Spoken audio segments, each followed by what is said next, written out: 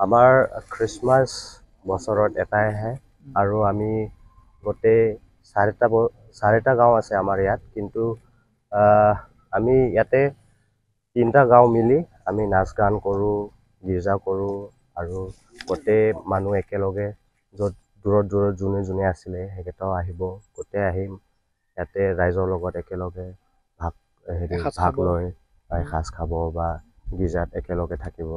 আৰু এইটো এনজয়মেণ্টটো আগৰ পৰাই চলি আছে যেতিয়া, তো এই বছৰো সেনেকাই একেই হ'ব বুলি আমি আশা কৰিছোঁ আৰু এনেকাই হ'ব।